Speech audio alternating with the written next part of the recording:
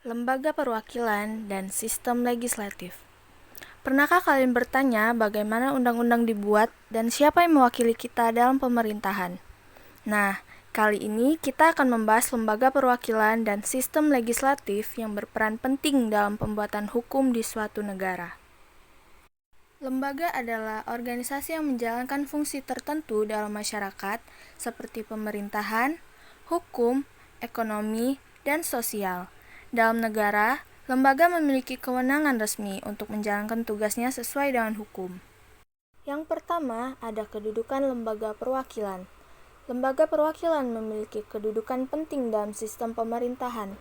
Mereka bertugas untuk mewakili rakyat dalam penyusunan kebijakan negara dan mengawasi jalannya pemerintahan agar tetap sesuai dengan aturan dan kepentingan publik. Dan kata lain, mereka adalah rakyat di dalam sistem pemerintahan. Yang kedua, ada hak dan kewajiban lembaga perwakilan. Sebagai lembaga yang mewakili rakyat, mereka memiliki hak dan kewajiban yang harus dijalankan. Hak yang mereka dapatkan yaitu: pertama, dapat membuat undang-undang, 2, mengawasi kebijakan eksekutif, dan 3, dapat menyusun anggaran negara. Serta kewajiban yang wajib mereka lakukan ialah memperjuangkan kepentingan rakyat, menjaga konstitusi agar tetap ditegakkan. Dengan hak dan kewajiban ini, lembaga perwakilan menjadi pilar penting dalam sistem pemerintahan yang demokratis. Ketiga, alat kelengkapan lembaga perwakilan. Agar dapat bekerja dengan baik, lembaga perwakilan memiliki alat kelengkapan yang terdiri dari 1. Pimpinan, memimpin jalannya sidang dan mengkoordinasikan kerja parlemen. 2. Komisi, kelompok kerja yang membahas isu-isu spesifik. 3. Fraksi, kelompok yang mewakili partai politik dalam parlemen. 4. Badan legislasi, tim yang merancang dan menyusun undang-undang. Dengan struktur ini, lembaga perwakilan dapat menjalankan tugasnya secara lebih efektif. Keempat, macam-macam lembaga perwakilan. Setiap negara memiliki sistem lembaga perwakilan yang berbeda. Ada 2 jenis utama, yaitu unikameral atau satu majelis, hanya memiliki satu parlemen. Contoh, Swedia dan Korea Selatan. Bicameral atau 2 majelis, terdiri dari majelis rendah dan majelis tinggi. Contoh, 1. Amerika Serikat, House of Representatives and Senate. 2. Inggris, House of Commons and House of Lords. 3. Indonesia, DPR dan DPD. Sistem bicameral biasanya digunakan oleh negara yang ingin membagi perwakilan secara lebih merata, seperti berdasarkan wilayah atau kelompok masyarakat tertentu. Kelima, ukuran dan komposisi parlemen atau parliamentary threshold. Ukuran dan komposisi parlemen sangat berpengaruh dalam sistem politik suatu negara. Jumlah anggota parlemen ditentukan berdasarkan sistem pemilu dan perwakilan yang diinginkan. Parliamentary threshold adalah ambang batas suara yang harus dicapai oleh partai politik agar bisa mendapatkan kursi di parlemen. Misalnya, di Indonesia, sebuah partai harus memperoleh minimal 4% suara nasional agar bisa masuk DPR. Sistem ini bertujuan untuk menghindari fragmentasi politik yang terlalu besar. Sistem pemilu legislatif. Sistem legislatif adalah mekanisme yang mengatur pembuatan, pengesahan, dan pelaksanaan undang-undang. Sistem ini dijalankan oleh lembaga perwakilan rakyat seperti parlemen, yang menyusun hukum dan mengawasi pemerintahan. Contohnya adalah DPR RI, Dewan Perwakilan Rakyat Republik Indonesia. Di Indonesia berperan dalam merancang undang-undang dan menyetujui anggaran negara.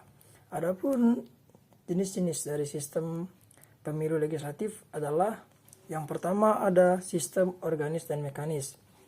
Dalam pemilu legislatif, sistem organis adalah representasi berdasarkan kelompok sosial atau wilayah tertentu. Contohnya yaitu pemilu di India yang menyediakan kursi khusus untuk kasta tertentu.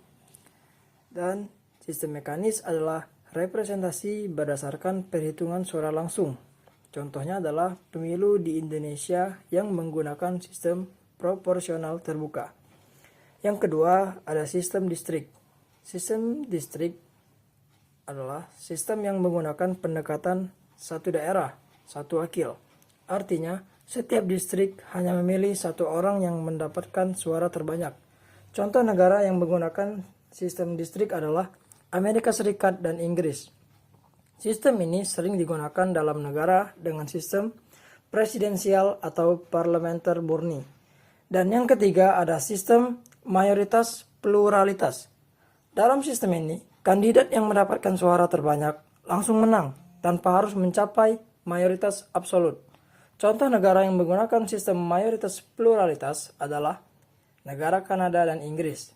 Sistem ini sederhana dan cepat, tetapi seringkali kurang mencerminkan keberagaman suara rakyat. 4. Sistem representasi proporsional. Dalam sistem ini, kursi di parlemen dibagikan sesuai dengan presentase suara yang diperoleh partai politik. Contoh negara, Indonesia dan Belanda.